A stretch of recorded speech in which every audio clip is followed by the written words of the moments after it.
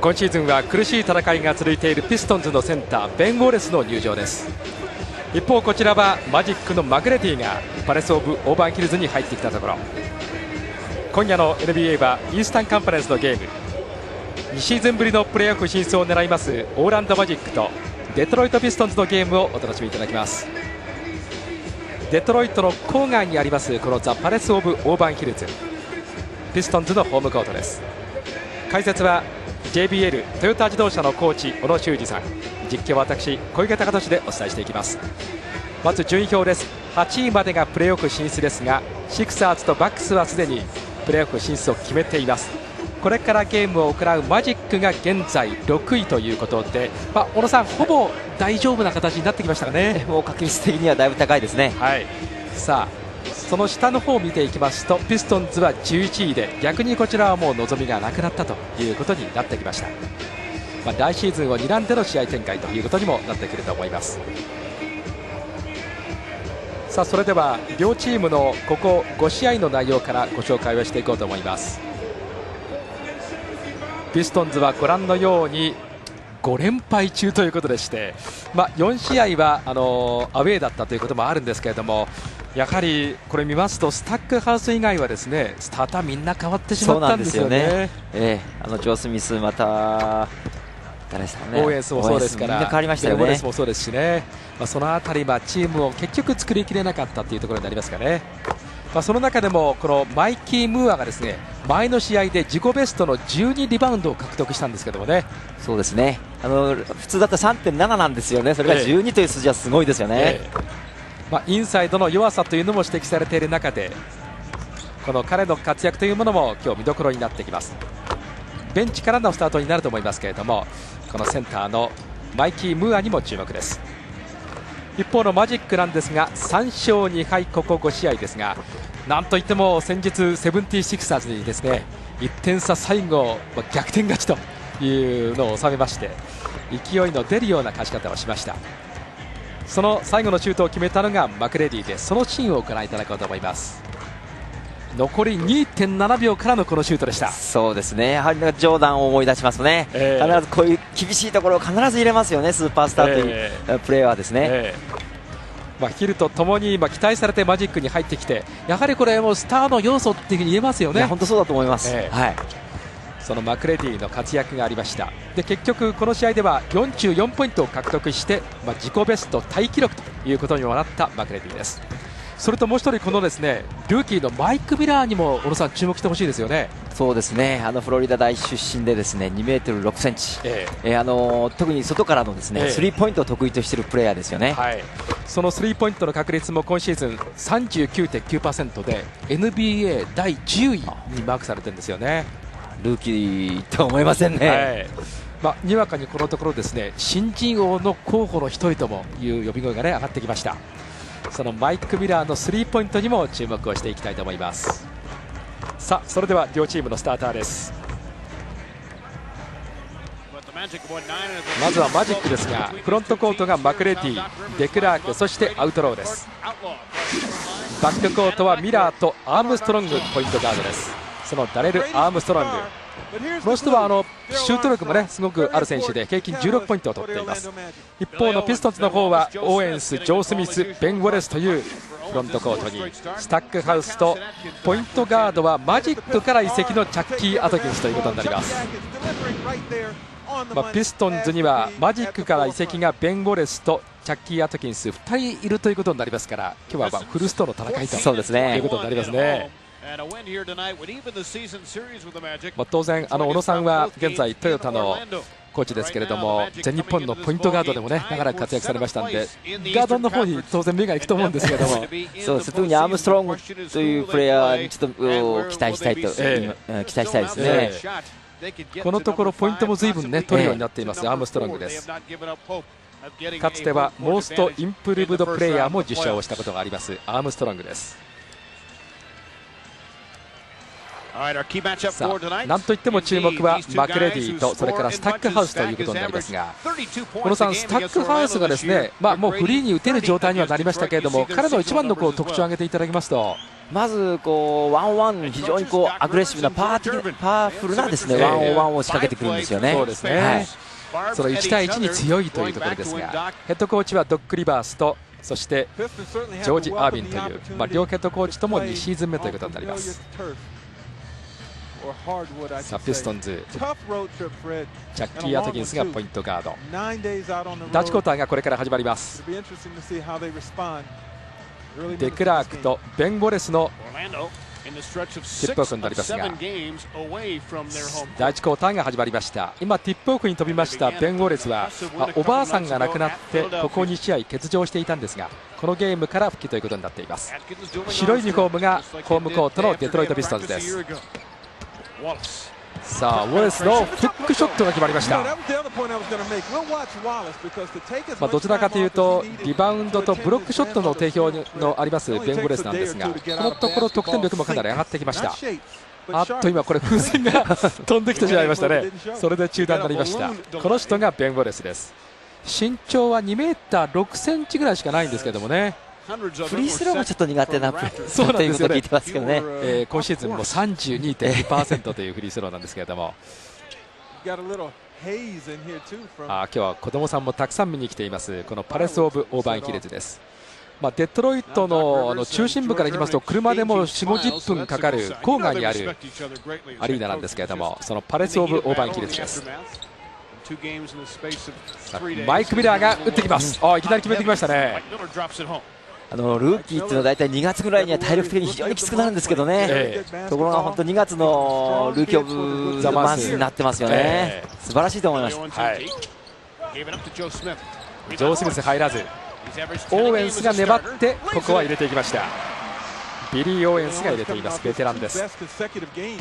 速攻です。デクラーク、長身のデクラークが返していきました。なかなか立ち上がり早い展開になっています。ジョー・スミスです。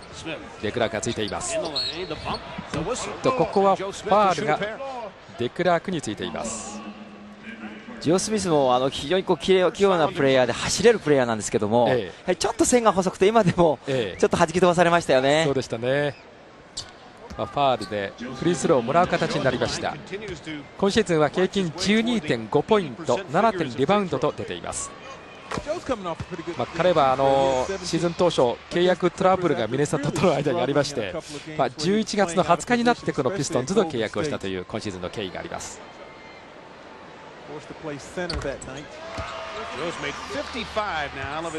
ボールを運ぶのが10番のこのダレル・アームストロングです。身長は185センチと小柄ですが、アトキンスとのマッチアップになります。外からまたミラーだ。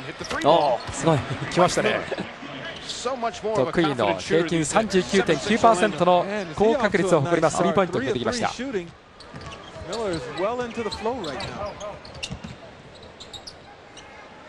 さあ今度はデトロイト、まだスタックハウスが打ってきてませんね。そうですね、インサイドにボールを集めてますね。そうですね。今度はマジックです。ブルーのユニフォームがマジック。グッパス、ナイスパスですね。いい連携です。デクラークが入れていきました。今シーズンのこの両チームのカードはマジックの2勝1敗、お互いがホームコートで勝つという形になっています。さあスタッカーズ来ました。リバウンド取ってます。もう一回スリー。本当ピストンズは昨シーズンと本当5人のうち4人がですね変わってますから、本当スタックハウスを中心にしてチームを改造していく初めの年っていう感じですよね。そうですね。これは先ほどのルーキーのマイク・ミラーのスリーポイントです。躊躇ないですよね。先ほど小野さんもグッドパスといったパスのシーンですが、さあマグレディです。今度はマグレディはパスになりましたが取りきれませんでした。こちらがドッグ・リバースヘッドコーチ、昨シーズンのコーチオブザイヤーです。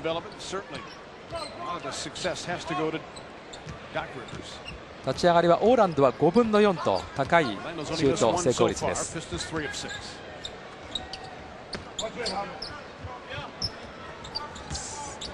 ピストンズはスタックハウスからパス、ジョー・スミスが行きます。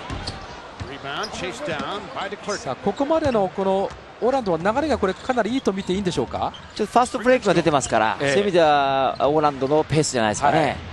そしてマクレディはここは入らず。一方のピストンズの立ち上がりの感じはどうですかね。ちょっと硬いというか、インサイド中心にちょっと攻めようという、もしかしてチームとしての方針があるのか知りませんけども、シュートセレクションがちょっと重いっていうか、踏み力ないですよね。このところ5連敗しているだけにちょっと思い切りが、ね、悪いかもしれませんね。9対9の同点です。おっと、ここはオフェンス側のファウルになりました。デクラークのオフェンスファウルです。身長は高い2メーター8センチのデクラーク。ここでムービングピックですね。スクリーンに行って動いてはいけないんですけれども、動いてしまったデクラークです。オーエンス、おお、いいプレーですね。やはりインサイドで、ね、来てますね。マクレディと、マッチアップしてますから、彼ちょっと細いですからね。そうですね。ダブルチーム来ました。さあ空いていた。アームストロングは入らず、しかしデクラークがリバウンド取ってる。アームストロングはこの試合最初のポイントになりました。11対11です。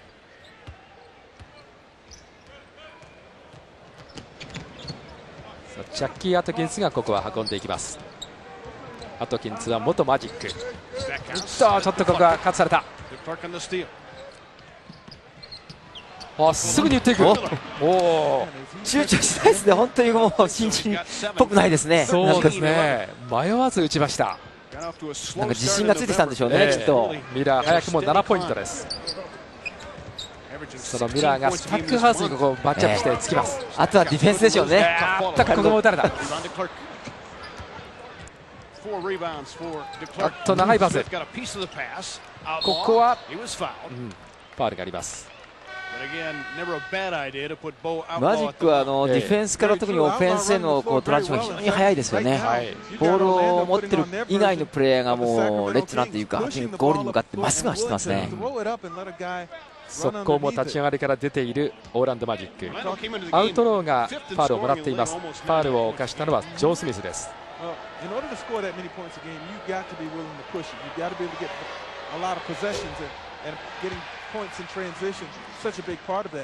ゴーグルをこのフリースローの時は外します。アウトロー。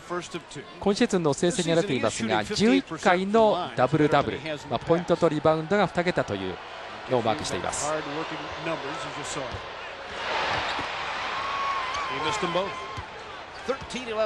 さあジャッキー・アトキンスが運びます。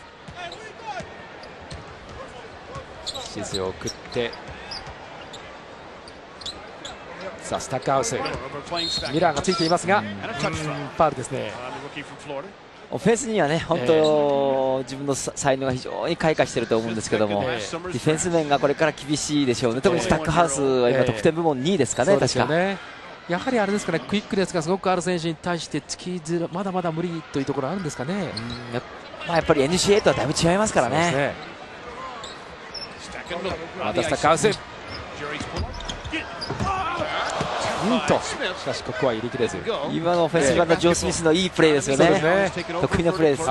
マジックの方は13番が見えましたので、ジョン・アメイチが入っています。センタープレーヤーです。おっとパスだ。リバースからアウトローが入れていきました。マクレディの得点っていうのはまだあまり出てないんですかね。今どっちかというとやっぱりヘルプされてアシストにも合ってますね。そうですね。またアウトローのフリースローに変わります。カウントワンスローになります。これは無理。フリースローはあまり得意ではありません。アウトローです。高く打った。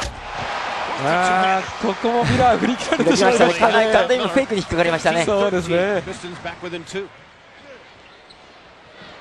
見ていますとやはりマイク・ミラーはオフェンスではいいもののディフェンスには課題が残っていますが、アトキンスがいく。ここはメイチがファウルで止めた形になりました。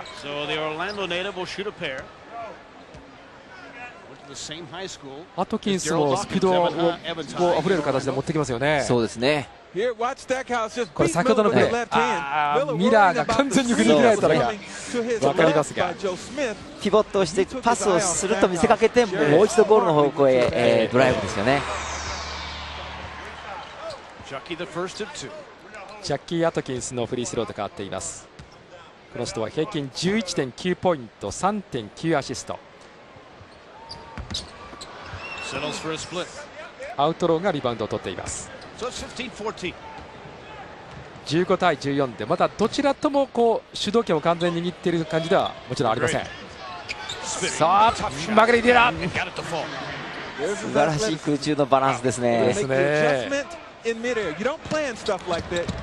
おっとここはオーエンス、マック・オーエンスがフォローしていきました。この試合6ポイント目ビリー・オーエンスです。この辺りは得点的には一進一退の形。さあマグレディ、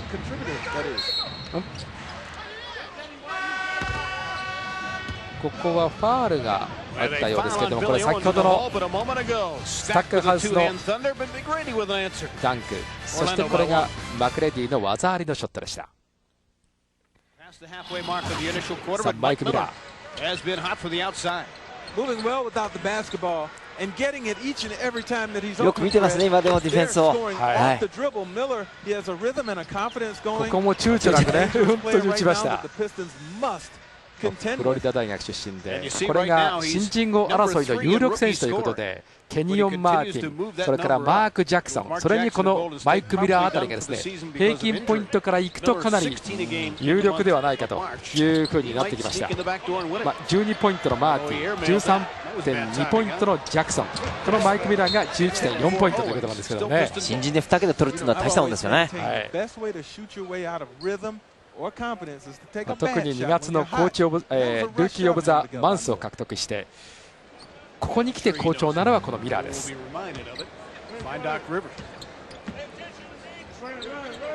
タッカース、彼の良さのドライブインですよね。今でも強いですね。1対1からのこのドライブインというのがスタッカーハウスの持ち味。アメイチにファウルがついています。この人はイギリス人初めてのNBA プレーヤーということで話題も集めているアメイチにファウルがありました。現在 NBA 第2位の平均ポイントを上げていますこのスタックハウス、 29.5 ポイントです。グラント・ヒルが、今プレーはしていませんけれどもオーランドマジックに行ってですね、完全にその、スタックハウス中心のチームに、ね、変わった今シーズンのデトロイト。アームストロングです。アームストロングが2つ目のフィールドゴールです。本当にここまでは一進一退です。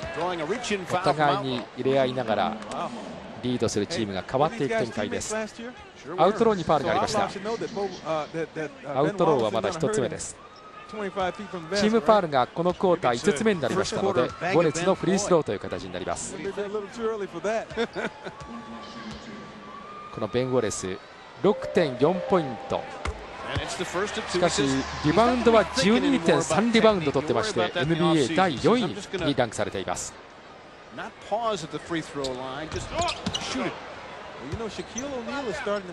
このベン・ウォレスも昨シーズンまではマジックにいたという選手です。19対19同点です。アウトロー、マクレディのところブロック。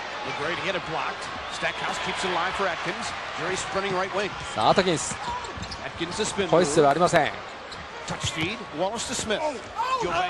っと、これはジョー・スミスのオフェンスファウルということですね。これ見てみましょう。ブロックされてですね、ここをブロックでやっ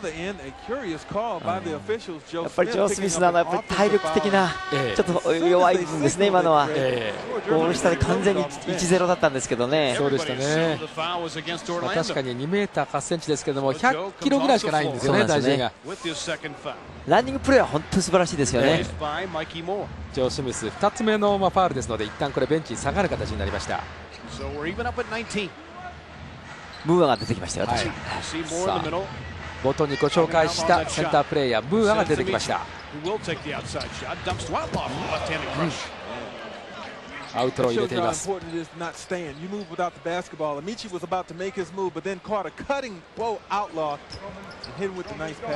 タックハウス、おっとここはパスが外へ出てしまいました。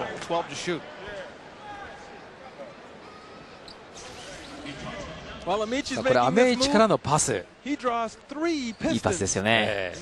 マジックはこういうプレーが多いですね。パスをしてそのままシュートというプレーですね。これまた2つで囲みに行きました。おっ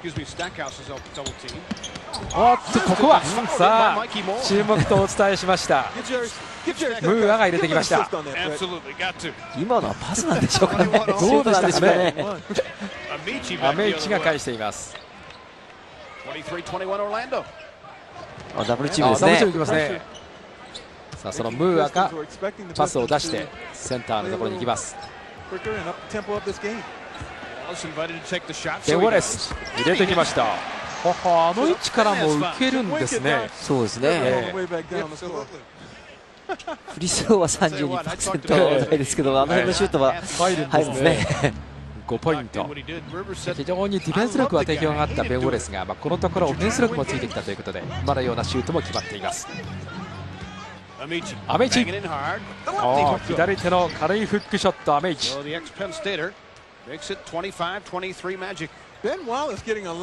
ポイントオーランドリード。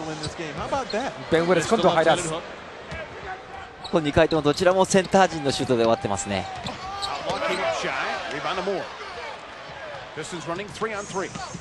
待っていたスタックハウス、今度は外スリーポイントです。デトロイト逆転。いやしかし非常にトランジション早いですよね。マイク・ミラーだ。これはダメ。さあアトキンス早いですね。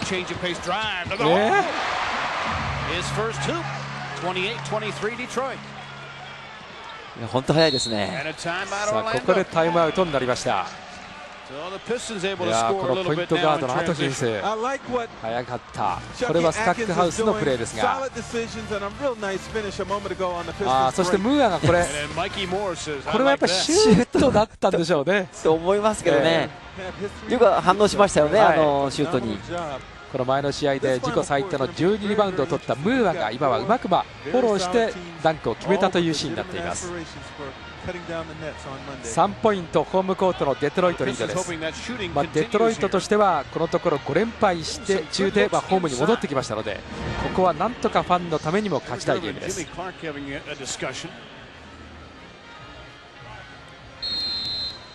ジョージ・アビンヘッドコーチがちょっとフレームをつけていました。3ポイント差、まもなく残り2分を切ります第1クォーターです。アームストロ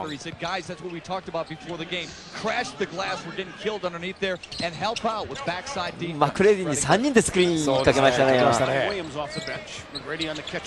入れてきました。マクレディ外から、しかしマクレディはまだ4ポイント目です。割とこの2人でパッと守りに行くシーン目立ちませんか。そうですね。マジックとオーランドマジックですけども、センターラインのボールを越えた瞬間にですね、ダブルチームに行ったりですね、そういうちょっと早い段階でもう2人がボール1個のボールにつくという、そういうプレーが多いですね、ディフェンスでは。ただ今は他のところでちょっと動きにバランスが悪くてイリーガルディフェンスを取られました。1点差です。また来ました。2人できますね。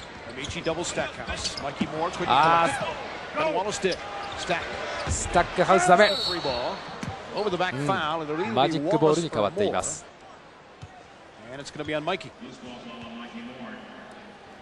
マイキー・ムーアにファウルが今はつきました。残り1分30秒を切っている第1クォーターです。2番が入っていますので、コーリー・アレキサンダーがボールを運んでいるマジック。今度2つ、デトロイトが来ましたね。2人でいった。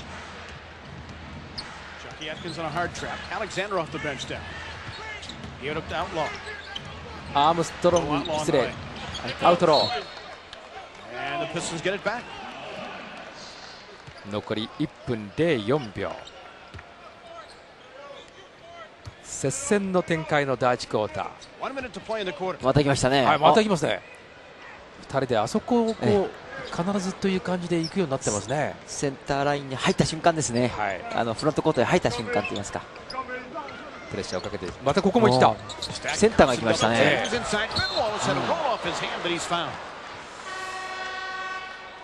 この辺りのディフェンスの意図をどんなふうに感じられますか。ちょっとテンポを速めたいということなのかもしれませんね。ここまでスタックハウスが結構点をいい気持ちで取ってきてたんで、そこからボールを離してというような形かもしれませんね。なるほどね。さあ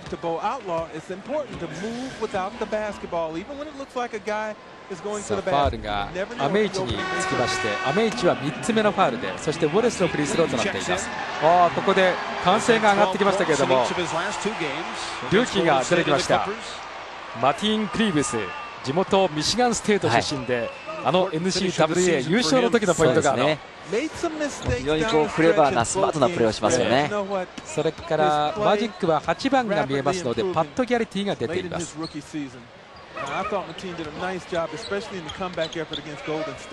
さあマグレディ、オ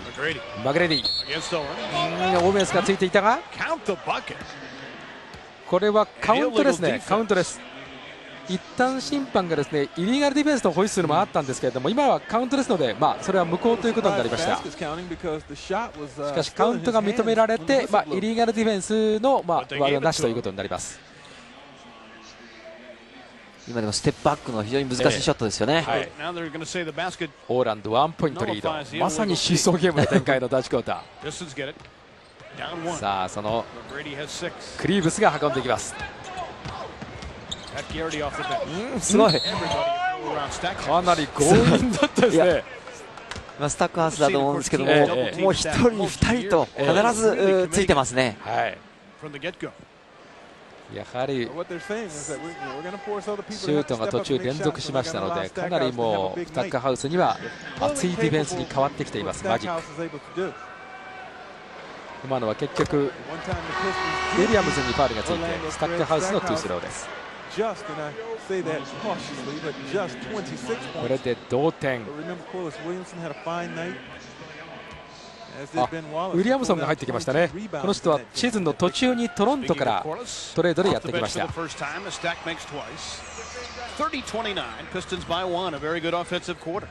点ピストンズリード。さあ逆転して終われるかどうかという形になってきたオーランドです。コーリー・アレキサンダー、そこからドリアック、時間がありません。ここで第1クォーター終了です。わずかに1点差。ジェリー・スタックハウスがもう第1クォーターだけで12ポイントという形になりました。ホームコートの5連敗中のピストンズが1点リードで第1クォーターを終わっています。フィー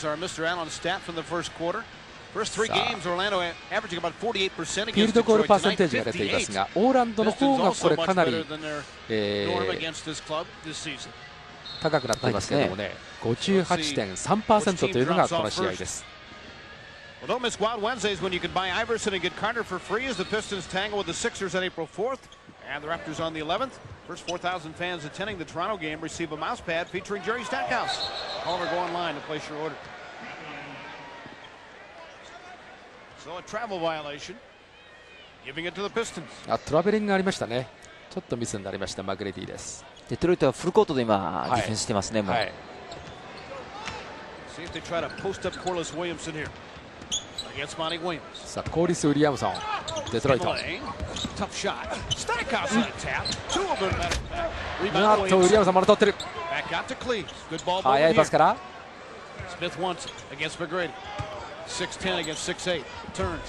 おお、ジョー・スミスが入れてきました。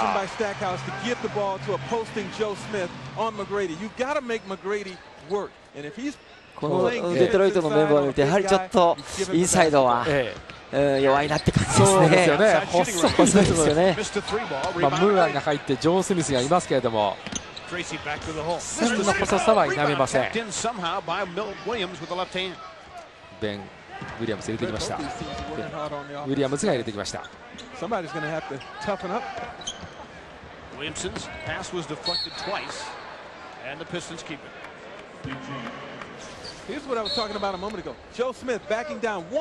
ほどのプレーですね、ジョー・スミス。グレディが結構ポストのディフェンスする場面が多いですね。おお、遠かった。倒れたのはこの人、ドリアックです。センタープレーヤー、2メーター11あります、ユタ大出身のドリアック。そのドリアックに1つ目のファウルがついて、スタッカーハウスにツースローになりました。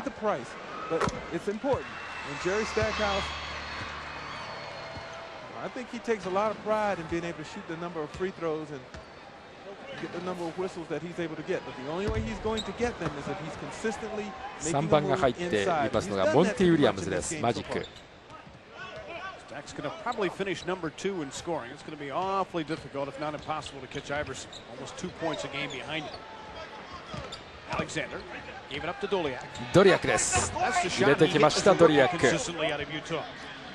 マジックは今スタートで出てるのはマグレディだけですね。あと4人変えてますね。そうですね。第2クォーターですから、ベンチプレーヤーの時間帯ということになってますが、ナイスパスだ。今はそのいいパスがねあったんですけども、入れ切ることはできませんでした。マグレディ苦しい。リバウンドジョー・スミス。クリーブスが運んでいく。さあドリアックがここつきました。戻す。スタックハウス。スリーポイントが決まっています、スタックハウス。インサイド、アウトサイドの典型的なオフェンスですね。しかし5連敗中とは思えないようないい動きに変わってきましたね。ホームに戻ると違うんでしょうね。ただ得点を見ますとね、5連敗とは言ってもですね、得点差がだいたい4点から8点の間に全部入ってましたんで、大敗というゲームではねどれもなかったんですが。パット・ギャレティです。こ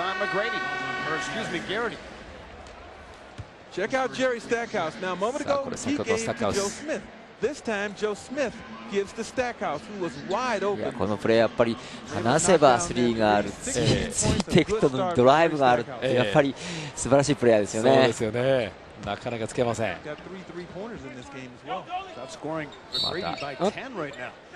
ここでイリーガルディフェンスですね。イリーガルディフェンスはオーランド2つ目になりましたので、デトロイトにバンスローということになります。今どこがなんだということで多分コンにしてるんだと思いますが、ドック・リバースヘッドコーチ。ダブルチームよく行きますからね、だからそこの部分はきっとだいぶ練習はしてるんでしょうけどね。ただ小野さん、このところ非公式ではありますけれども、ルールの変更についての話が持たれていて、このイリーガルディフェンスをなくしたらどうかという議論もあるそうなんですがね。なるほどね。よりやはり得点が入るためにということらしいんですが。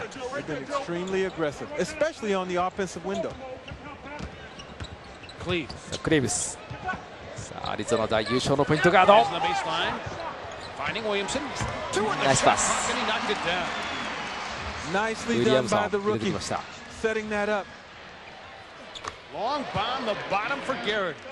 バット・ギャリティが入れてきています。24番がミシガンステイトの NCAA 優勝のポイントガードマーティン・クリーブス、ルーキー1巡目14位で入ってきています。だっと入れきれず。パット・ギャリティ、ウィリアムソンが運んでいきます。そして戻してクレイブス、3秒オーバータイムですかね。ギャリティがペイントゾーン内に3秒ということでオーバータイムになりましたが、フリースはそこで3を打てばよかったんですけどね。失礼、これはウィリアムソンの3秒オーバーバイオレーションでした。Jerry Stackhouse into this game very much offensively. That was a strong move, and I think that's what really got him going. スタックハウスの好プレーを連続でご覧いただいています。Orlando Magic, and right now 17 points leading the way. Stack during the timeout said to George Irvin, "Leave me in. I'm やはり fine." 相手がついてきても入れてきますね。Jerry has not come out 聞 yet. ききれないでしょうね。特に新人のマイク・ミラーだとやはりちょっと難しいでしょうね。Did not get any minutes. 4 games he did not play. ダナバラスが今出ていますが、怪我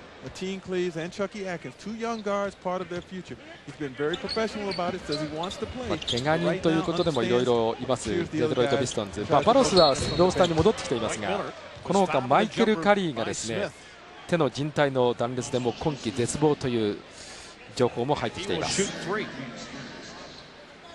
いう意味ではこの今トレードできたウィリアムソン、当たりに期待してるんでしょうけどね。今シーズンはヒルがチームを出ただけでなく、レイトナーもハンターもミルズもいなくなってですね、そしてチームの中心になると思われたジェローム・ウィリアムズやモントロスもトロントとのトレードでいなくなって、でウィリアムソンが入ってきたということになっています。昨シーズンのチームリーダーが4人抜けたんですよね。抜けちゃったんですよね。まさにスタックハウス以外は総特会という形になったデトロイト・ピストンズです。ク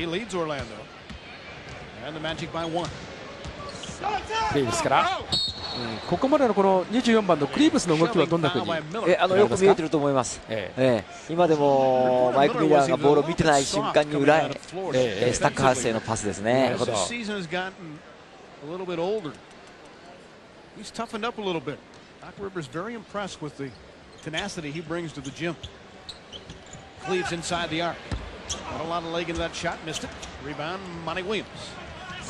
モンティ・ウィリアムス、パッド・ギャリティ、ミラー、レイアップ、ここは外だけじゃないんだなと見せましたね。連続してきましたミラーです。今度はミドルのショット、いろんな形のシュートを見せてくれます。13ポイントを入れていますミラーです。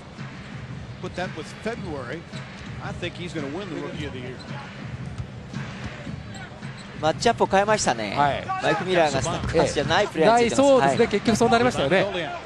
スタックハウス、やはりマイク・ミラーではなくしてやや大きめの選手をつけてますかね。これ先ほどのプレーですね。ドライブインですかね。ミラーがドライブインしたところですね。外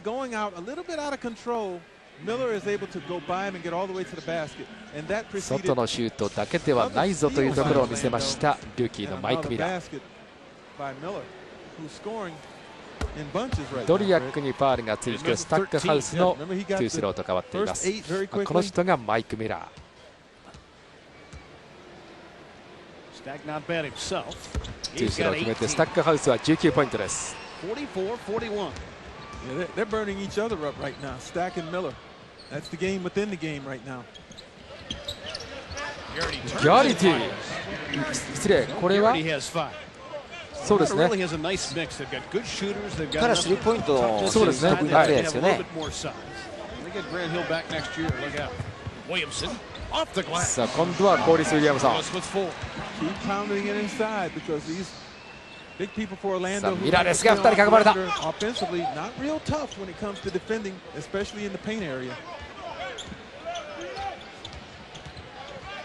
Switch now. Mikey Moore picked up Alexander. Cleaves headed to defend Garrity.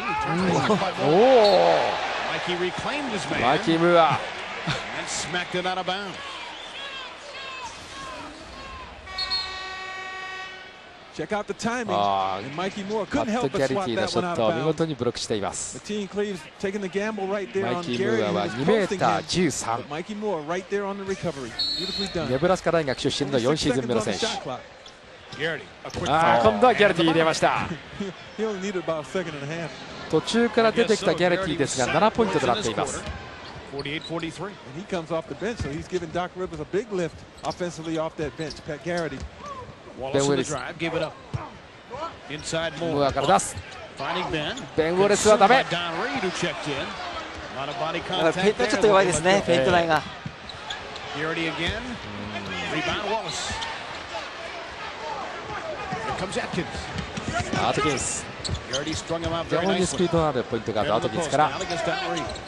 さあベン・ウォレス。 Spinning. これはドン・リードのファウルになりましたか。そうですね、やはりドン・リードのファウルです。 Ben 途 Wallace will 中 be か at ら the 入って line いる when マ we ジ come ックの back. ドン・リ Pistons ード down に a ファウルがありました。 handful to his former team. And a moment ago, Ben Wallace. Watch the contact from Don Reed. Don Reed goes up to block the shot, but clearly comes down on top of the head of Ben Wallace, and there's your reaction ブ from ロックショットに行ったところだったんですけどファウルになったんですね。 But then the next time down the floor, Wallace was fouled, perhaps not as ジョージ・アービンヘッドコーチ。 physically as the こ no の方 call. は昨シーズンの途中からヘッドコーチ代行になって、フルシーズンで指揮をするのはピストンズではこれが初めてということになります。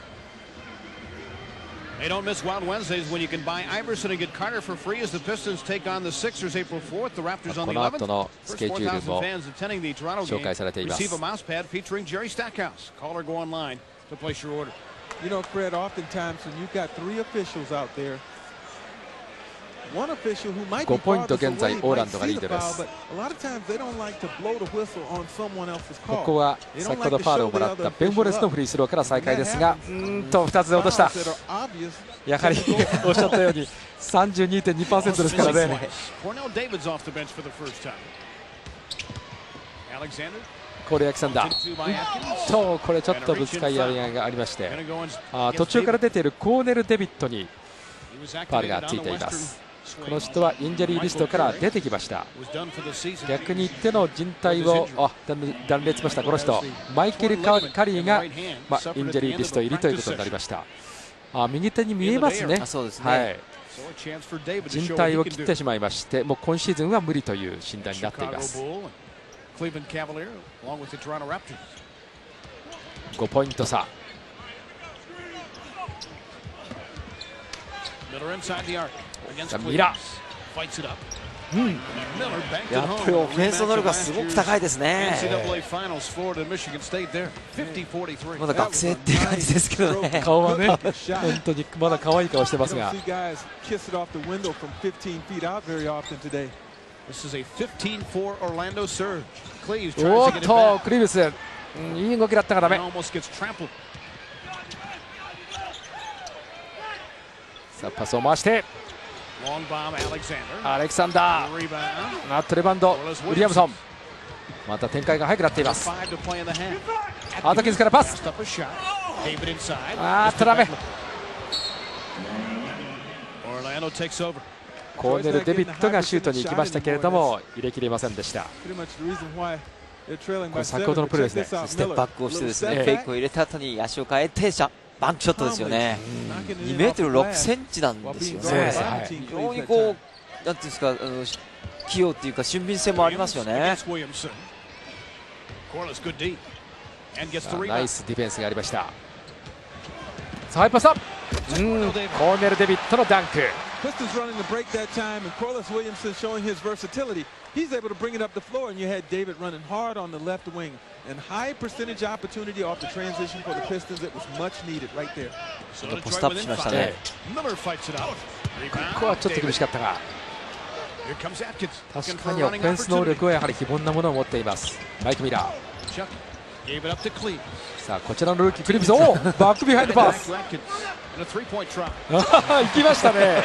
スリーポイントアドキンス。よく見えてますよね。いやルーキーのクリーブスの今パスだったんですが見せてくれました。今そういう意味じゃ2人ガードを使ってるんですね。そういうことですね。アトキンスとクリーブスと両方、いわゆるポイントガード2人入れるような形になっています。デトロイトピストンズです。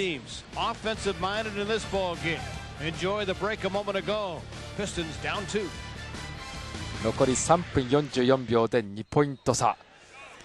さあ先ほどのミラーのプレーです。本当に相手がディフェンス来てるのにうまくかわしました。そのまたミラーがボールを持っています。ウィリアムソンが前についています。ウ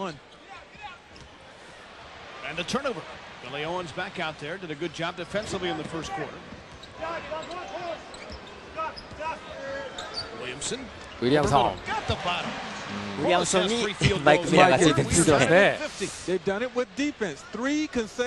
なんかピストンズはマイク・ミラーのところを攻めろというそんな感じですね。やはりディフェンス力がねもう一つなだけに、そこは狙われてるかもしれませんね。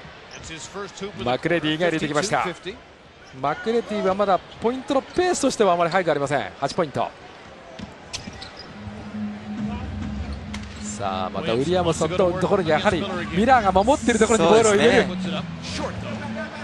ここはパッド・ギャリティがリバウンド取っています。アームストロングからパッド・ギャリティ。さあアトキンスまた今度はどこにボールを入れるか。さあここはポストアップするデビット。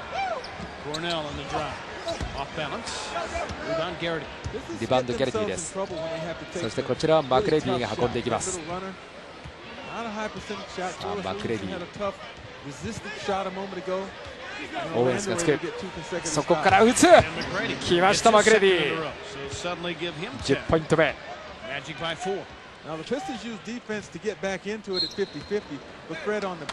ここで20秒タイムアウトをデトロイトが取っています。4ポイントオーランドリード。第2クォーター残り2分08秒となっているところです。両チームのルーキーのなかなかいい動きも随所に見られますこのゲームです。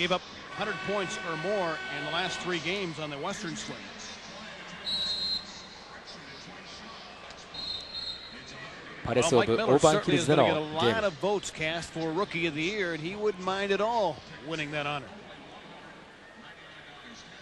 ルーキーのマイク・ミラーの話が出ています。ルーキー・オブ・ザ・イヤーを受賞できたらすごく嬉しいけれども、今はチームがプレーオフに出られるかどうかの方が大きな問題なので、こちらの方で頑張りたいという内容のインタビューです。当然そうでしょうね。プレーオフっていうのを出ると大違いですから、それに向けて頑張ることで必然的に成績もついてくるんでしょうね。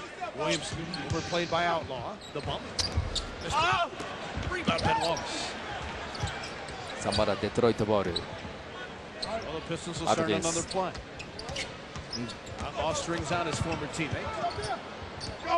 ウィリアムソン。守ったオーランド。マクレディが運んでいきます。おっとおっと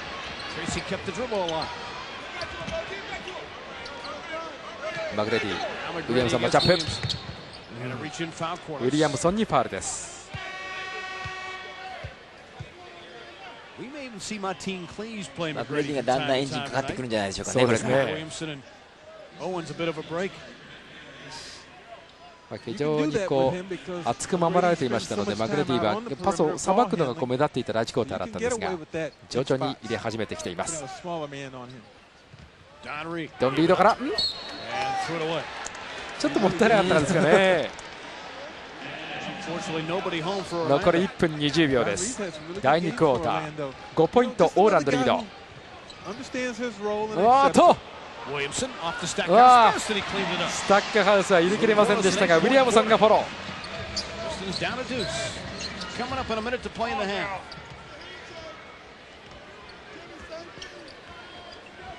あまたマクレディです。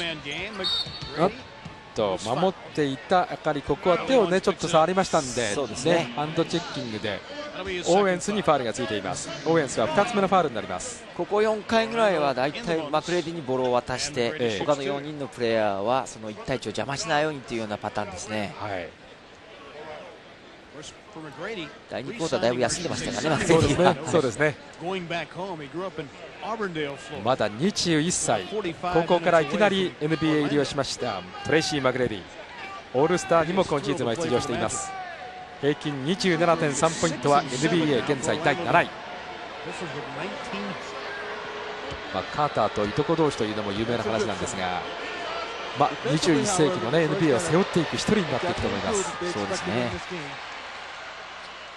彼はやはりオフェンス、マイク・ミラーもそうですけど、やっぱりオフェンス面で特に素晴らしいですよね。はい、あとはやはりディフェンスを、マイケル・ジョーダンもそうでしたけども、彼のディフェンスはすごかったですよね。やっぱりその部分をこれからつけてくるかどうかでしょうね。リバウンドはベン・ウォレス。咲いた。オーエンスのダンク。これで2つ目ですね。ピックアップミスがですね。そうですね。ダブルチームで守りに行ったところ、すかさず空いてるところにパスを回されました。同点、54対54。マグレディ。おっと、すごい。ブロックいった。トラベリングですね。トラベリングですか。そうです。すごいブロックでしたね。これ出ますかね。ここ、ウォレスのブロックしたのがボードに当たって戻ってきたんですね。うわ。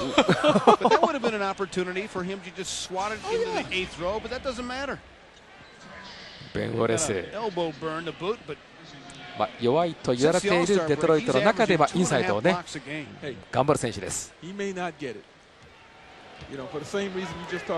さあオーランドがワンショットを入れてリードして終われるかどうかという形になってきました。第2クォーターの最終盤。さあマクレディが何秒からいくか。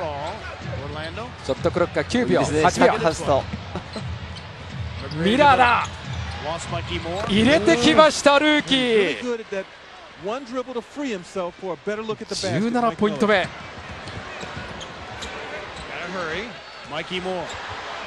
おっとマグレディのいいディフェンスもありました。小野さん、ルーキー入れましたね、最後。すごいですよね。本当に自信をなんていうんですかね、自分のプレーにも本当に自信を持って絶対入るんだっていうような感じのシュートですよね。フィールドゴールは非常に高い確率で入れてきまして、見事に彼のシュートでリードして終わるという形になりました。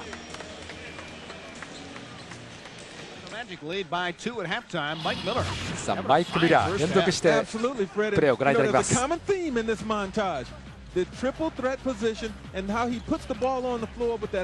フェンスとこううまくずれてますよね。これでもそうですよね。ステップバックをして、かわし方がいいんですね。いいですね。やはりそこにはシュート力があるということが一番ですけどね。そうですね。それで彼が打った場所を示しています。入ったところが白、ミスになったところが黒なんですけれども、スリーもあるし、ドライブもあるし、ミドルもあるしという意味では非常にいい形で入っているのが今のチャートで分かりました。ですからもうオフェンス力は前半だけで17点取ってるんですからね。そうですよね。いいわけですけれども、さあそのもう一度マイク・ミラーのインタビューです。ドック・リバースヘッドコーチについて、ヘッドコーチをとても尊敬している、選手としても素晴らしい功績を残した人、バスケットの選手として成功する大変さを知っている人なので、コーチとしてもとても尊敬していますと、彼の話を聞いて自分もいいプレーヤーになりたいですというふうに。この辺りはまだまだルーキーらしい言葉ですけどもね。マグレディ。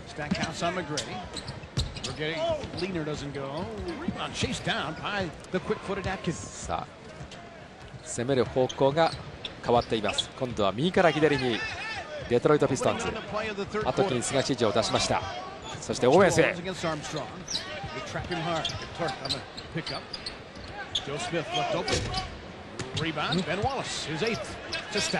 つなげていく。最後リバースでオーエンス。オーエンスも10ポイントになっています。アームストロングが入れてきました。スリーポイントです。昨シーズンはオーランドは彼一人のチームって感じでしたからね、チームリーダーほとんど取ってますから、今年はそういう意味ではちょっと楽というようなことは違うかもしれませんけども、いろんな得点する場所が多いから楽なんじゃないですかね。マクレディが入ってきて、オーランドはいい方向でねチームが変わってきました。そうですね。そのマクレディだ。昨シーズンは41勝41敗で、あと少しのところでプレーオフを逃しましたオーランドマジックです。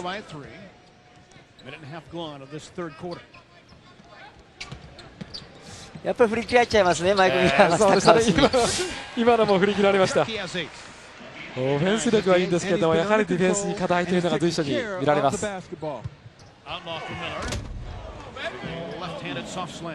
アウトローが入れてきました。アウトローは6ポイント目になります。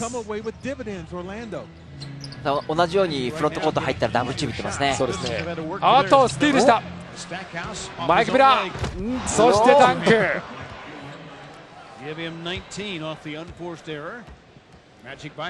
19ポイントになっているマイク・ミラーです。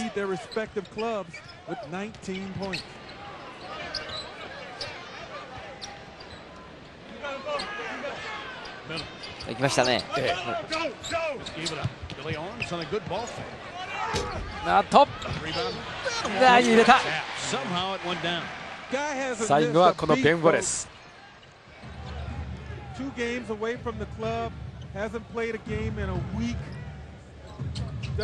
ポイント差3ポイント。オフェンスファウルですね。デクラークですね。これ先ほどのシーン、スティールというかちょっとドリブルミスをしちゃったんです。自分の足にスタックハウスがぶつけてたもんですからね。珍しいスタックハウスのミスということにもなりますが、3ポイントまだオーランドリード。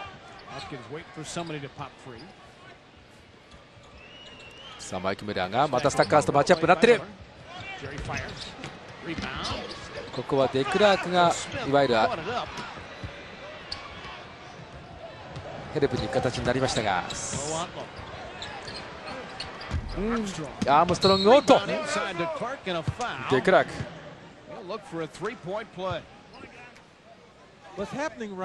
うまくティップしてデクラークが入れてきまして、ファールがオーエンスについています。こ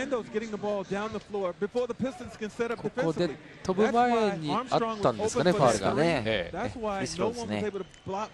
カウントワンスローになります。デクラーク。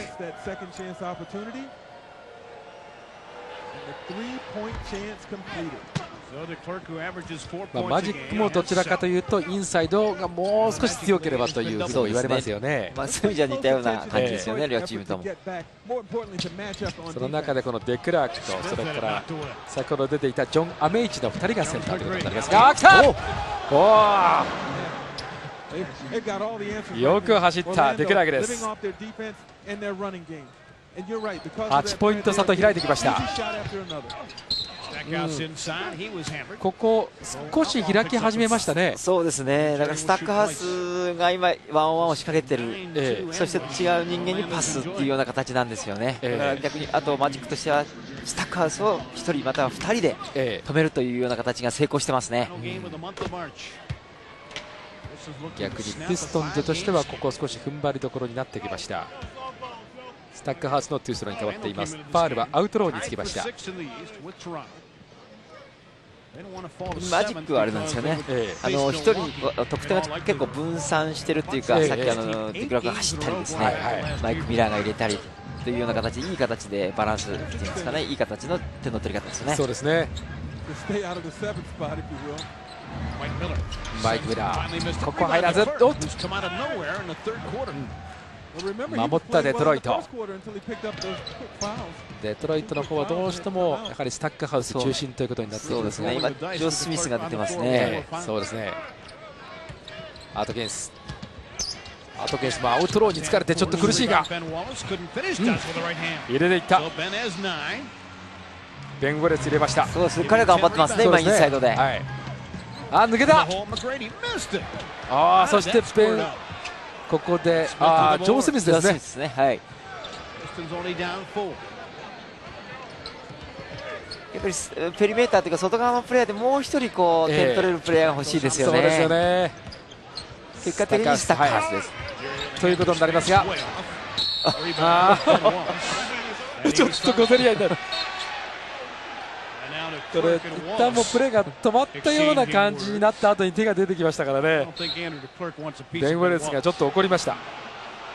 意識的にもうファールに行きましたからね。これはなかなかいいプレーでした。デクラークのダンクのシーンです。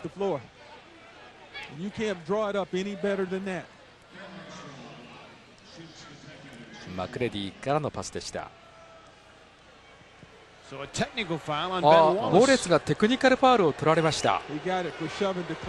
何かこれオフィシャルに行ったんかもしれません。それによってアームストロングが1投を決めたところです。このプレーですね。もう完全にボールに入ってますよね。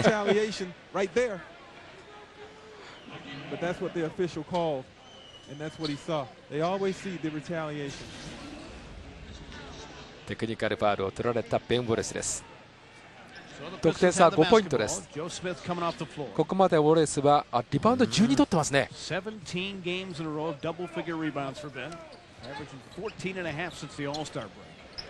う1点入れたらダブルダブルですね。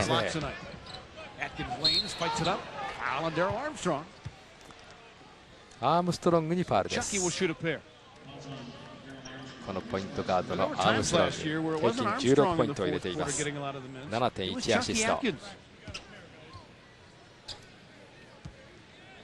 ファウルをもらったジャッキン・アトキンスのフリースローです。You don't miss Wild Wednesdays when you can buy Iverson, get Carter for free as the Pistons take on the Sixers April 4th, and a week later the Raptors. 残り試合がピストンズはこの試合を入れて13、マジックの方は残り11というふうに迫ってきています。82試合を行いますこのレギュラーシーズンも残りあとわずか。3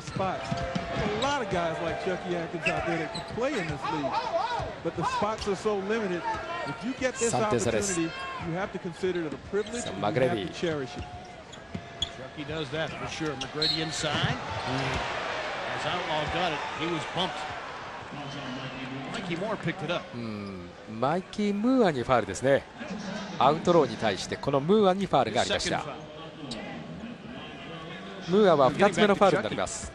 They brought him in just to work out with other guys because he was from Orlando, and the Magic kept bringing players in to work out, and Chucky kept outplaying him. アウトローのこのシュートフォームっていうのもちょっと変わってますよね。変わってますよね。必ずゴーグルを取ってなんかこう担ぐような感じですよね。あまりいいフォームとは言えませんけども、向こうは入るんだったらそれでいいっていう考え方ですから。そうですよね。例に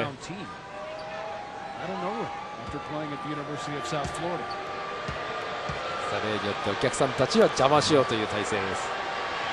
ここはピストンズのホーム。2投目外れています。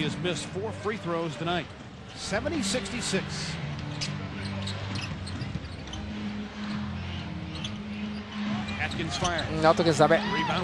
まだ取ってる。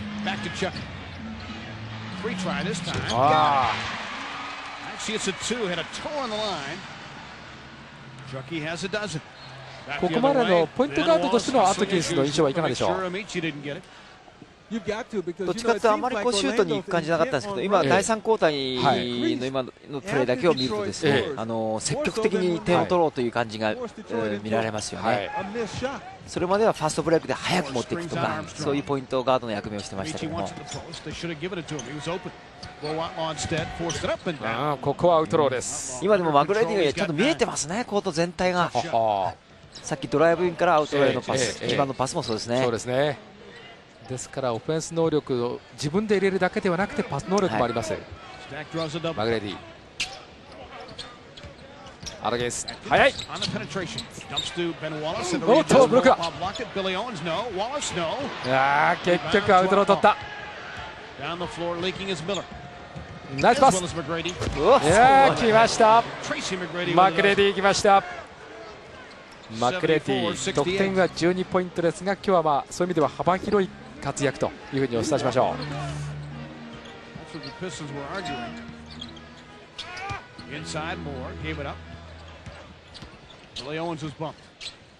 また帰る。結局やっぱりみんながインサイドにドライブしてくるんですよね、ピストンズは。なかなかフリーができませんね。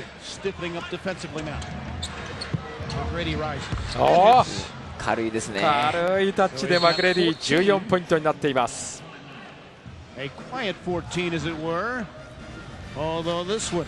こで走っていって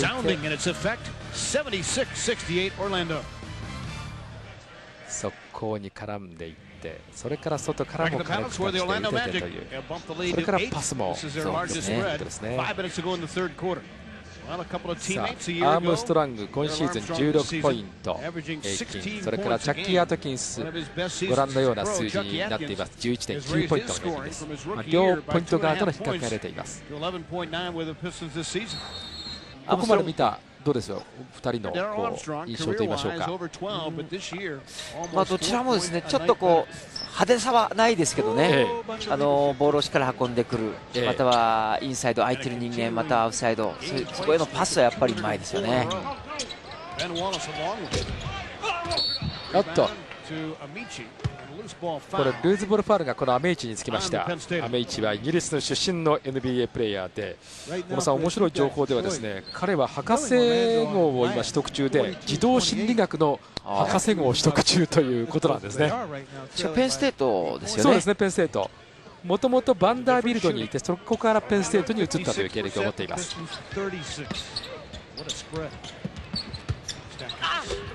そんなうまいっていう感じのプレーじゃないですけども、本当地味に今みたいなリバウンドを頑張りますね、彼は。そうですね、横幅はあります、アメリチ122キロ。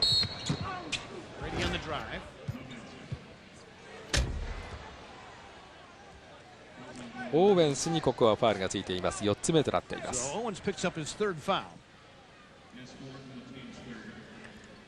じわじわっと来てますね。オーランドが話しかけてますね。8ポイント差、2桁になると苦しくなってきます、デトロイト。さあ、アメイチへ。アメイチ、なかなか俊敏なプレーですね。今のはいいプレーでした。見事なターン。アメイチ入れて6ポイントです。このところピストンズのショットが外れているという数字が出ています。確かになかなかフリーの形にならないんですよね。苦しいがここは入れてきた。仁義ですね、これは。スタックハウス。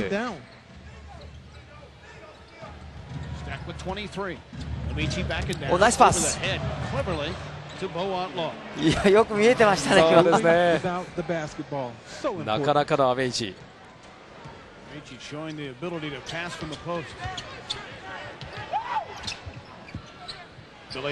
ビリー・オーエンス。あっと、まだジョー・スミス取っている。また来ました、スタックハウススリーポイント。彼しかないですね、今この状況で。やっぱりそうですね。マクレディは外れています。8点差、残り3分になります。第3クォーターです。スタックハウス懸命に守りに行くがジョー・スミス、これを入れるプレイヤーが欲しいですよね。なるほどね、もう1人ね、来ますとね。マジックは今、ミラーとマグレディがいますからね。そうですね。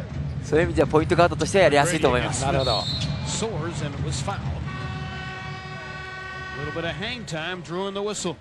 このパスですよ、このパス。なかなかスコアのアメージのパス。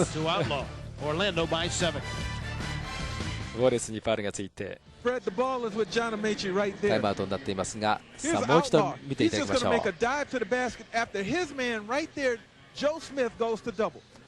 ダブルチームに行ったプレイヤーがダイブしろというルールって言いますかね、こう基本があるんですよ。それともう教科書通りのプレーですね。なるほどね。で背中越しのパスということになって、アウトローが決めていきました。さあファウルをもらったマクレティのトゥースローになります。スタックハウスもそうですけども、このマクレディ、やっぱりいいプレーヤーというのはフリースローは確実に点取りますよね。そうなんですね。やっぱファウルされる機会が多くなりますからね。Tracy McGrady 7 of 17 from the floor, but you know what? He's about the only Orlando Magic さあ player ここもきっちり入れてきました。 shooting under 50%. マクレティはこれで Everyone else is 16ポイントになっ 50% て or いま better. す。 Led by Miller in his 8 for 12. さあ最大の9点差になってきました。 Williamson joins Joe Smith out there. ダメです。クリーブス入らず。クリーブスのやっぱりもう一つ頑張らないかんのはこのシュートですね。And McGrady さ threw あ it ターンオーバー away. になってます。 Williamson had it knocked away from behind. Look at outlaw hustle. Ball out of bounds to the white shirts. アウトオブバウンドです。得点 Outlaw 差 was が a pretty 9 tough ポ guy. イン Gets up ト。 slowly. ずっとこう離れずについ Began て his career with the LA きていたこの Clippers. デトロイトですけれども、この後どうか。 Williamson from Cleveland. フィールドゴールパーセンテージがデトロイトが落ちてるんですね。 Every shot's contested. その分苦しくなってま Not す。 had many open and easy looks tonight. アームストロング入れてきました。 They're making it look easy right now. 84-73. They're doing it with defense and さあ transition 2桁の basketball to the 11ポイン other ト end. がつきました。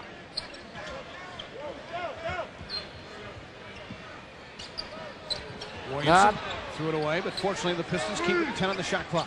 Joe Smith. 時間がなくなってこれでまた無理なショットになるんですよね。クリームス、 Fights あ off. あ入れた。入れましたね。 So his first two. ここは厳しいところ入れてきました。 Strong. Consistent D. ノーフォイスですね。はい。 Here comes さあクリームス Detroit が周りを now. 見て、おっと、この辺うまいですよ。あー後ろからダンクに行った。 On the Thunder. So マイ Moore キ has ー・ムーが決めています。 84-77. And he was い fouled. やー今のはクリームスのね、はいパスが良かったですよね。彼の持ち味ですね。ああいうファーストブレイクの最後のラストパスとかですね、その前のドライブイン、これはいいんですよ。ただあと外からのシュートですね。はい Moore was coming. ここは結局アウトローにファウルもついています。ノーチャージエリアのところですからね。そうですね。ファウルがつきました。ですからカウントワンスローもあります。ムーアで For す。 his fifth point. And the Pistons have スリー scored ポイント five プレーとな straight. っています。So just like that. さあこれは大きかったですね。大きいですねデトロイトにとってつなぎましたは。ねはい2桁になったところをまだぐっと縮めてきました。 Meechie was the slow guy getting back, and Moore made him pay for it. Monty Williams in the post. さあメイチ Meechie weaving his way, forced it up. Rebound. リバウンドから Monty Williams claimed it and scored it. モンティ・ウィリアムス。 86-78. スタッカーハウス2人で守られるクリームス。 Cleveland looks inside. 今のは Wasn't expecting it. And it's going to be Orlando ball. クリーブスから出しましたそうですがね、ゴール下のムーアにパスをしたんですね。あー Team plays more with Mikey. 全員がなんか引っかかったって感じそういうですね。形ですよね。見てる方向とは違う方に投げましたんでね、ノールックパスにみんなが引っかかってしまったという、味方も引っかかってしまったという形ですか。 Williamson. Moore with a さあ rebound. ここまたムーアがリバウンド Mikey's got 4 of those now. Down the floor, Corliss Williamson. Williamson. Traffic gave it up. 出してスタックハウス。 Wins out to あベンチリ Orlando. バウンド。 Don Reed. こういうパターンはいいですよね、でもね。さあ残り時間がなくなっ We'll て get the ball back, but マジックが最後のワンショットを加えたいという Orlando 形 should になって work き it ま all し the た。 way down. ショットクロックが7秒6秒。 Don Reed. あ Missed ダ the メ。 layup. Here comes Stack. He's got time. He う was ーっ tripped. と Wanted to foul. Didn't get it. And that will finish the third quarter. 第3クォーターが終わりました。 On the open floor, much to the 離されかかったデトロイトも幾分踏みとどまったという形で終わっています。86対78、マジックリードで第3クォーター終了です。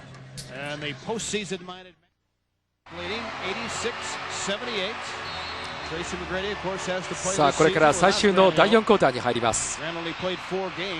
オーランドマジックがリードして第4クォーターに入ってきました。5連敗中のピストンズがホームコートに戻ってきましたけれども、この試合も苦しい展開となっています。おっと最初の攻撃ですが、しかしまだピストンズボール。現在イースタンカンファレンス6位のオーランドマジックです。ショットクロックはほとんどありません。クリーブス、あとまだリバウンド取った。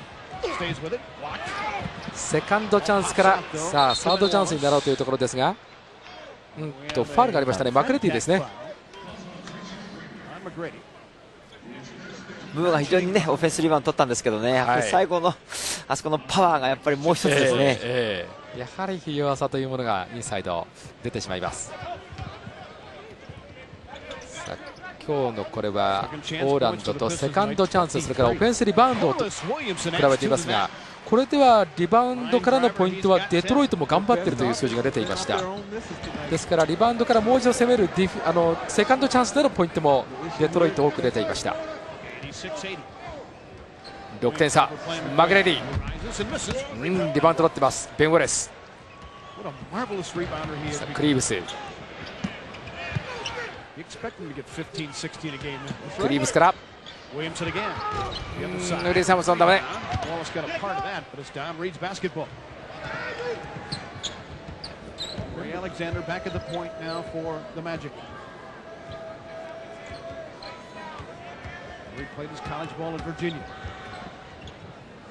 さあ13番はアメイチ。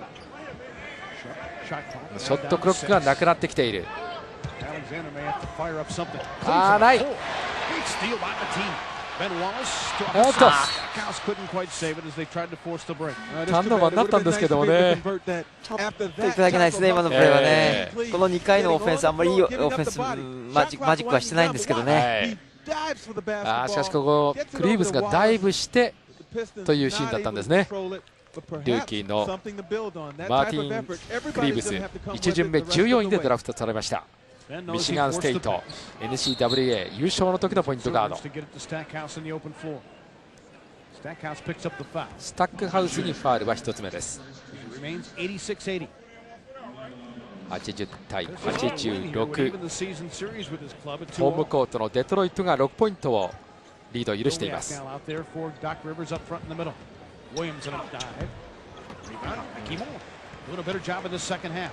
モンテウリアスダメでした。ク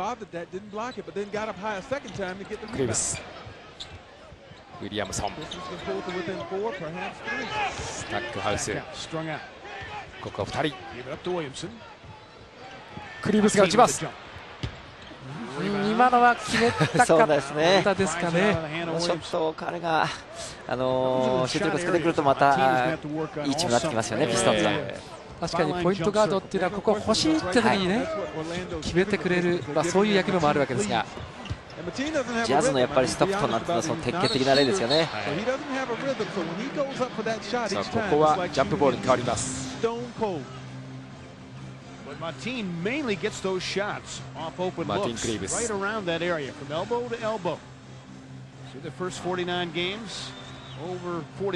リーブス最初の49試合が 44.5% で、ここ19試合が 33.8% でしたから、フィールドゴールパーセンテージが落ちてきているという数字でした。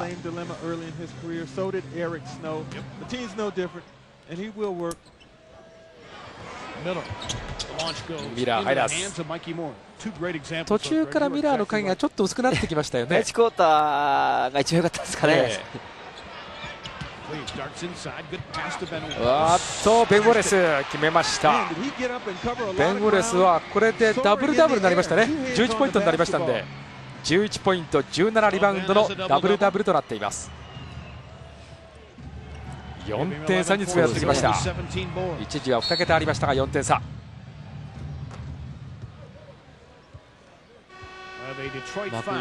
マグレディがまだいないですね。ですね。タイムアウトになりました。ここウォレス。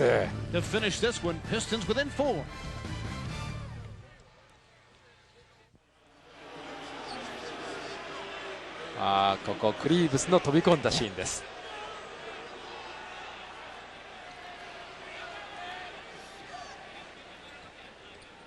He's fallen to the number 3 point guard in this team. ドリアクが入っています。さあミラーダメ。おっとリバウンドモンティリアムス。ミラーフックダメ。ピストンズボール。ここまだ得点入ってないですよね、オーランドは。オーランドがちょっと得点が止まっています。4点差に詰まってきています。残り8分。さっきのこのクリーブスのスライディングのルーズボールからなんか雰囲気が変わったような気がしますね。そうですね、変わってきました。ダウチューン来る。スタックハウスでまた2人で守る。ウィリアムソン、守った。ドリアックリバウンド。ミラーは来ました。2つ外した後、今度は入れてきましたミラーです。これで21ポイントになりました。クリーブス、この辺りは周りをよく見るクリーブス。クリーブスまだ取ってます。なんかもうちょっとなんですけどね。おっと、ファウルです。パスのセンスっていうか、コートビジョンからですね、いろんなところで出せますよね。そうですね、非常に広角のパスといいますか、そのパスのセンスはありますクリーブスですが、今のシーンではドン・リードにファウルがついてベン・ウォレスのフリースローに変わります。このクリーブスです。ミシガンステイトですから、ピストンズにとっては地元の、ヒーローですからね。昨シーズン全米チャンピオンになりましたポイントガードのマティーン・クリーブス。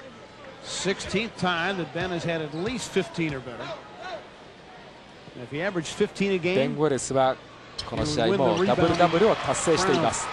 2部門で2桁ダブルダブルを達成しています。5点差です。残り7分台。マグレディも出てきました。出てきましたね。マグレディ出てきました。そのマグレディへ。あ、トマル取ってる。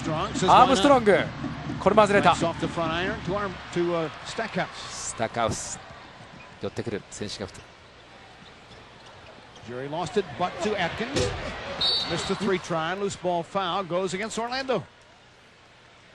ルーズボールファウルですね。ルーズボールファウルですね。パット・ギャリティ。So Pat Garrity picks up the foul. It'll be the Magic's ピストンズはやっぱり外からのシュートっていうのは基本的にはスタックハウス1人ですね。ということですね。やはりもう1枚ないと多彩さがなかなか出てきにくい形にはなりますね。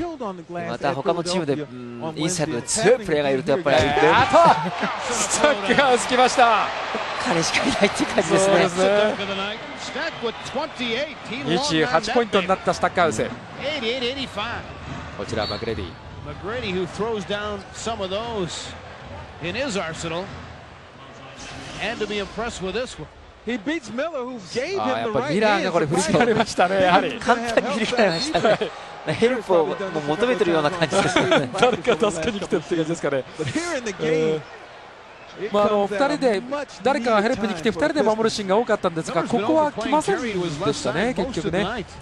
今の場合、他の4人がそのイリーガルディフェンスっていうかそういうことを考えたスペーシングを取ったんじゃないでしょうかね。なるほどね。だからマイク・ミラー自身は誰か来てくれるんじゃないかっていう期待感があったと思うんですけどね。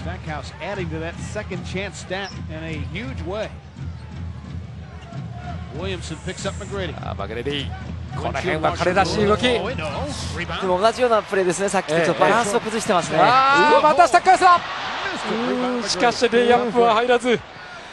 でもここまでほとんどフル出場ですからね。すごいと思いますよ、この体力は。経験でも今シーズンは40分以上出てます。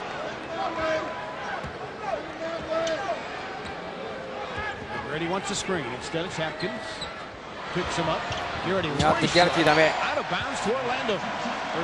さあ3ポイント差で残り6分。残ってますね。残ってますね。とっくります。オフェンスが本当におかしくなってます。逆にデトロイトチャンス。ウィリアムソン来ました。1点差です。ついに1点差。やはりこれでリバースヘッドコーチがもうタイムアウトということになりました。Pistons have not been tied since it was 52-all, but they're down one under 6 to go. 88-87 Orlando's 今オ lead ーランドのオ down フェン to ス 1リズム because が of the fast 崩れてるんですか？ Pistons. But let's take a と look 思い at ます。 the speed pass of the game. John Amici, third ダ quarter. メージからのこれは試合の途中にあったナイスパスですね。 Center to a forward on that one. That's our speed pass. 今、マクレディが無理な一対一をしちゃって最後にオフバランスのショットっていうような、それまではいい状況でボールが来て誰かがシュートしてましたから、ここも苦しい。おっとしかしまだアームストロング取ってる。つなぎましたアームストロング。今マクレディがよく手を出しましたね。なるほど。はい、さあこれでまた3ポイント差に広げています。ウィ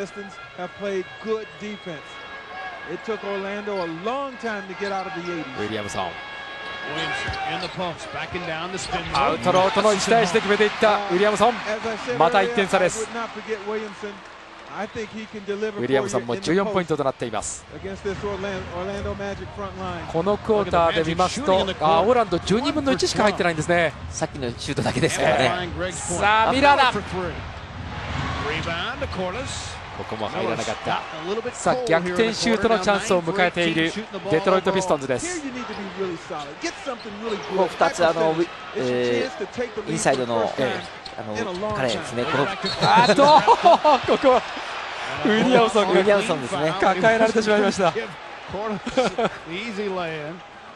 2本ローポストでのいいプレー、そのために他の4人がいいスペースを取りましたよね。なるほどね。で今度もやっぱり彼できましたね。そうでしたね。インサイド、ここはウィリアムソンを生かす形でのフォーメーションを使いました。アウトローにファウルがあってまたデトロイトボール。さあ逆転に持っていけるかどうか。ホームコートのピストンズ打つ。決まって逆転スリーポイントスタックハウス。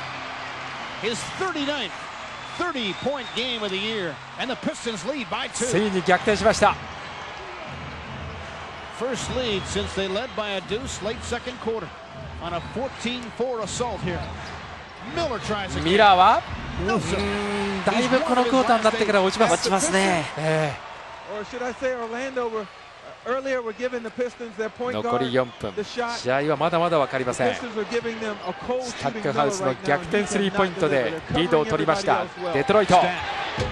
ここはちょっとダメ。おっとこれはギャリティのファウルでしょう。ベン・ウォレスに対してやはりギャリティにファウルがつきました。ギャリティは3つ目になります。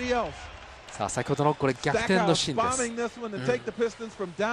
やっぱり完全に優位立ってますもんね、このマッチアップは。やはり前にね守っていたのがミラーでしたからあまりプレッシャーをやはり与えることはできませんでした。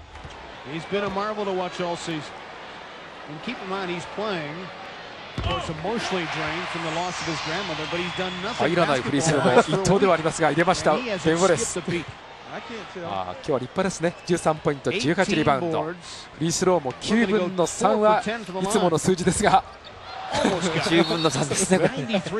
やはり数字というのは非常に正直です。Or was it Mikey Moore in a loose ball foul? Jimmy Clark stringing it out here before he explains what happened. 3ポイントデトロイトリードに変わって残り3分55秒です。So Orlando basketball, they're down 3. We're under 4 to play. They continue to hawk McGrady, who drew the foul.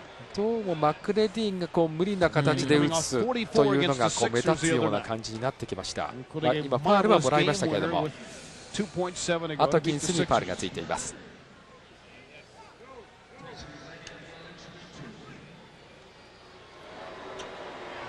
マジックはペニー&チャック時代が終わって5年再建の切り札としてグラント・ヒルこのマクレディを取りましたがヒルが骨折をしてしまいまして結局今シーズンほとんど出られずマクレディが引っ張ってきた形の今シーズンのマジックです。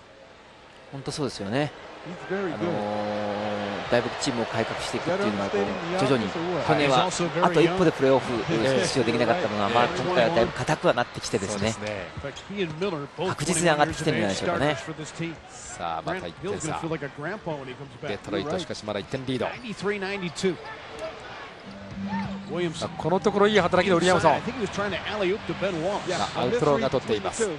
今度は逆転のシュートのチャンスを迎えているのはオーランドマジック。マグレディだ。ここでミスマッチにさせておいてプレーをするっていうのが多いんですね。アームストロング、今度は逆転シュート。再びリードを取ったオーランドです。ウィ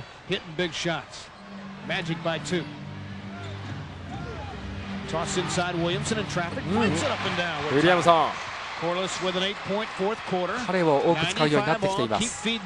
同点、95対95。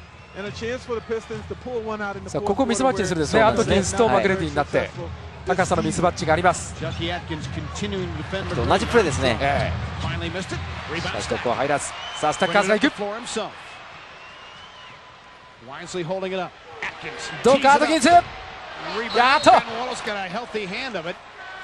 アウトローのファウルですね。そうですね。アウトローのファウル。ウォレスがもらいました。ここでタイムアウトを取りましたデトロイトです。アー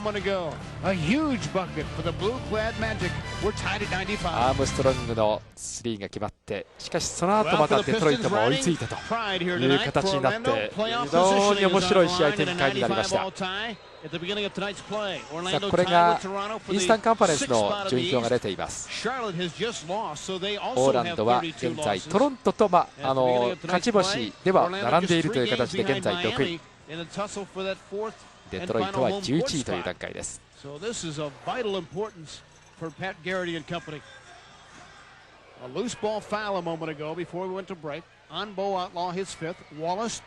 トローは5つ目のファウルとなっています。ウォレス。1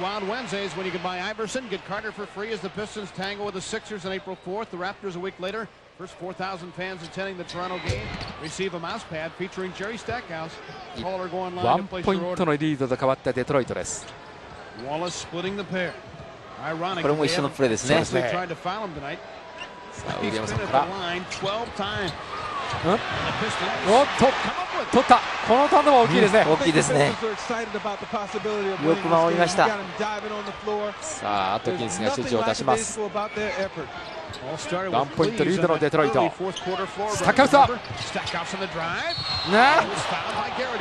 れはギャリティのファウル。これはファウル覚悟ですね。ファウル覚悟で止めに行きました。ギャリティ4つ目になります。Well, again, I said it earlier. When you go inside, you know there are going to be times when you're going to pay for it. Here, Stackhouse gets hammered, but guess what? さすがにちょっとムッとしましたスタッカーハウス。エキサイトしないようにムーアがこう抱えるような形になってましたね。一つ一つ大事になるフリースローですけれども、1投目外しています。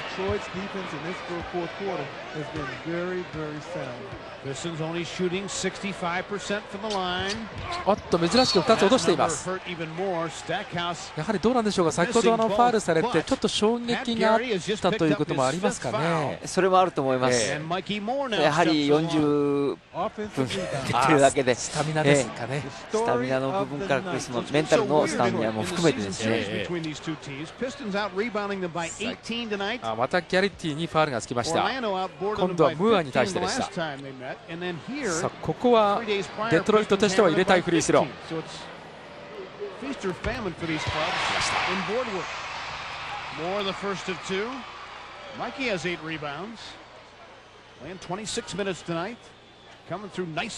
ーズンこの人は確率高く 72.3% の確率があります。2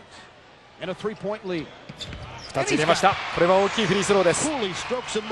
3ポイント差、まもなく残り2分を切ります。アームストロング、マグレディが壁になってなりにいった。取ってます。ウィリアムソンリバウンドです。ここに来て全く逆になりましたよね。そうですね、はい、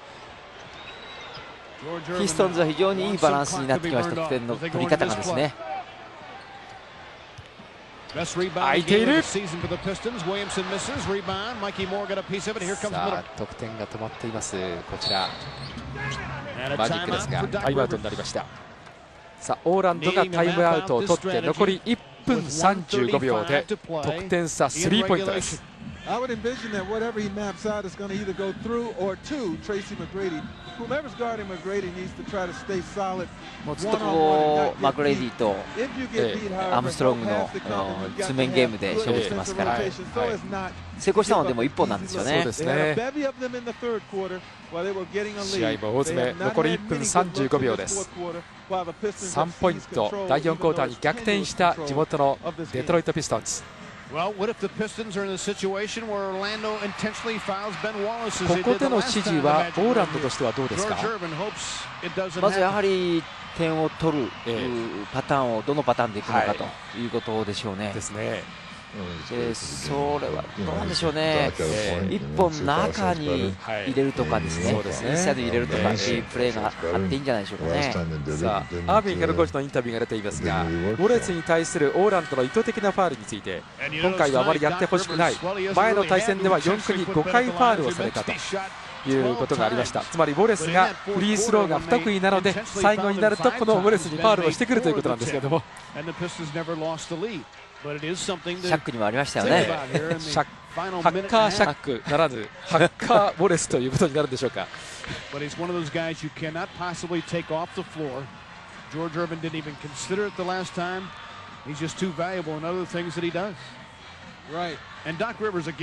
1分35秒。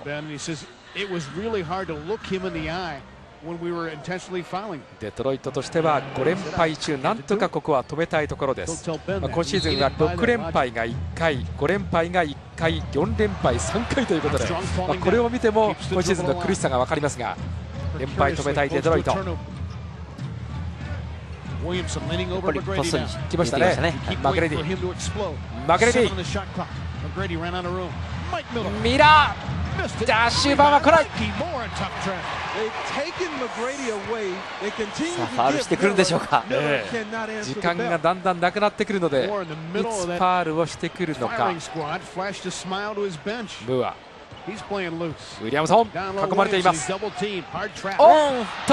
持ってる、アトキンス持ってる。ショットクロックがない。リングに当たってない。24秒オーバータイムです。リングには当たっていませんでした。でもずっとここ第4クォーターの最後のルーズボールに絡んでるのはもうピストンズの選手ばかりなんですよね。なるほど。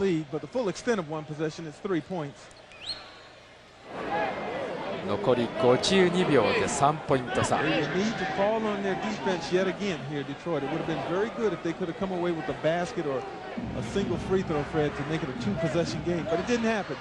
ボール支配権はオーランドです。オ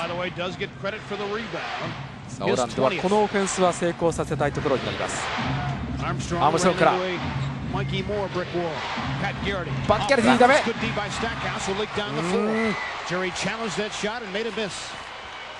さあここはスタックハウスブロックしている。オーランドにボールが出ている。アームストロング、ここはムーアがファウルをしています。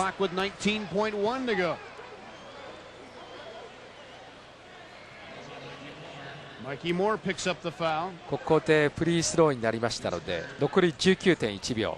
オーランドがフリースローを2つ入れますと1点差ということになりますね。そうですね。で残り 19.1 秒ということになります。当然これフリースローが終わった後にオーランドはファウルに来るということになりますよね。思いますね。確認してますね。やはり指示を確認しています。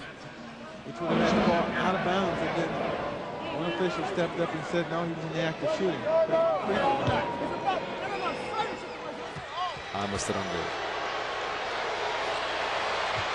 入れて1点差、残り 19.1。やはりそうです。やはりオーランドとしてはすぐにファウルに行きました。時間を使われてはもう負けになってしまいますので、オーランドとしては仕方がありません。しかしここでスタックハウスのフリースローということになりました。先ほどは小野さんも疲れからがややあったのかというところで2つ外しましたけれどもね。これ2つ入れても3点ですからね。そうですね。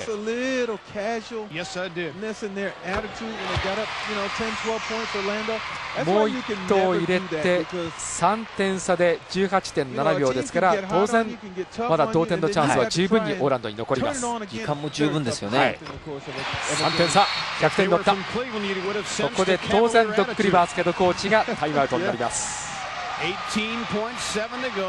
今までちょっとシュートは外れてますけどね、こういう最後ラストショットだっていうのは入る可能性非常に高いんですよね。さあ、ここのドッグリバースケットコーチのオフェンスの指示をちょっと想像していただくと、どういうことが考えられますか。誰にまず出すかという、そうなんですね、今考えてみると、マイク・ミラーもちょっと外してますよね。外してますね。マグレディもあまりいいオフェンスをしてないし、なかなかいいプレーヤーいないんですけども、じゃあ誰にするか、やっぱりマグレディ、またはポイントガードアームストロング、そうですね、この辺かなという気もしますけどね。これは水曜日のシーンですね。残り 2.7 秒でのこの逆転ショットはマクレディでした。そうでしたね。そのイメージがあるとやはり彼になるかもしれませんね。当然地元の放送局もその意図があってこの VTR を出してきたんだと思いますけれども、それはでもピストンズを知ってますからね。もちろんそこは防いでくると思います。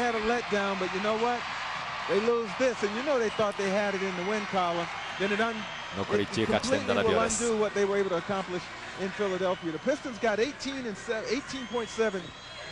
これ考え方としてですね、同点3に来るのか2ポイントでもいいと考えるのか。そうですね、18秒ですかね。どうか。切れ込んできた、トゥーでくる、しかしダメ。最後ミラーでしたけれども切れ込んできました。残り 8.3 秒で止まっています。ファールはアームストロングについています。ここはもうファールで、失礼、ここでアームストロングがファールで止めました。結局は2ポイント狙いは時間がありましたんでね。そうですね。そのプレーです。こ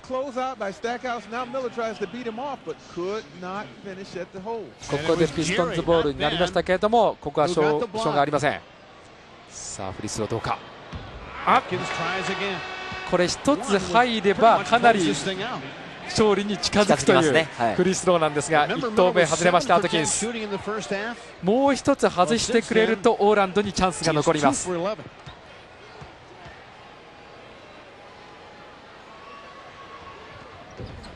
外れた。ここですぐにタイムアウト。さあ先ほどと残り時間は違いますが、まだチャンスが残ったオーランドマジックです。ここは小野さん、やはり同点3だと思いますけどね。ですよね。これは、それを誰に打たせるか。当然相手のディフェンスもありますから、打たせたい選手にうまく回るかということも含めてどうなるか。3ポイントということでいきますと、アームストロングかミラーかマクレディか、あとパッド・ギャリティも考えられますね。アトキ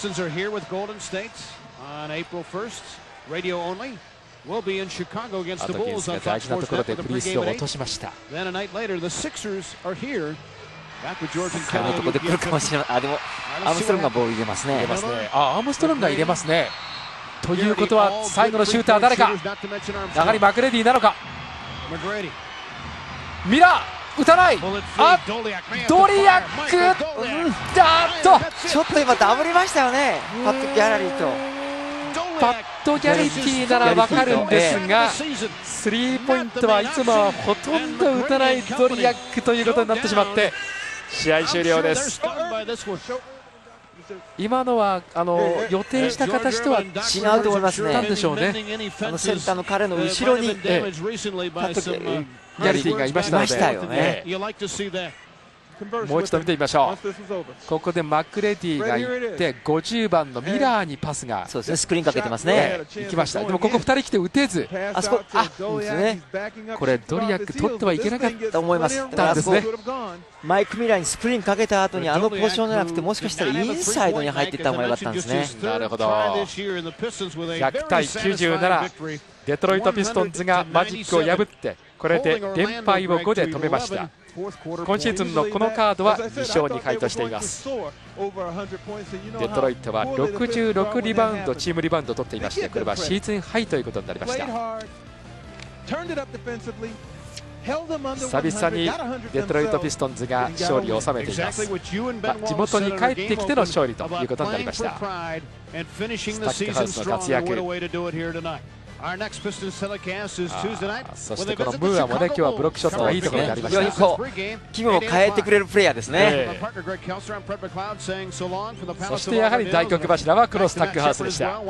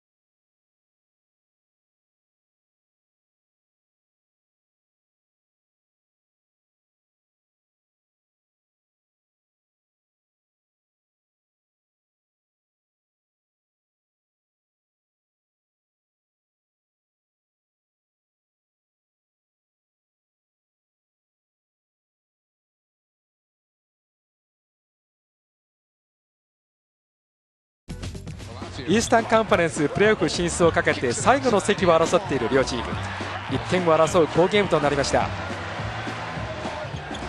追いつ追われつのこの試合、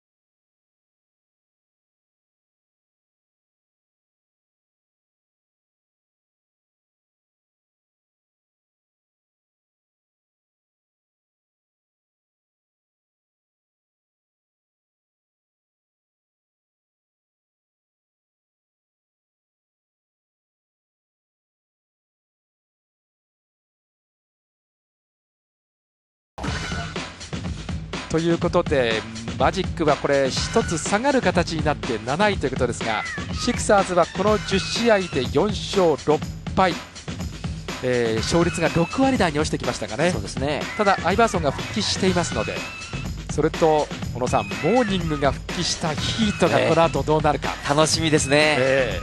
2位バックスとは 0.5 ゲーム差です。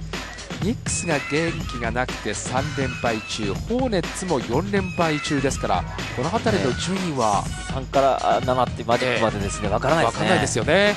もちろんペーサーズとセルティックスも分かりません。ウエストの方です。スパーズここ10試合で8勝2敗、唯一の7割台の勝率になってきました。なんか強いスパーズが戻ってきたって感じですね。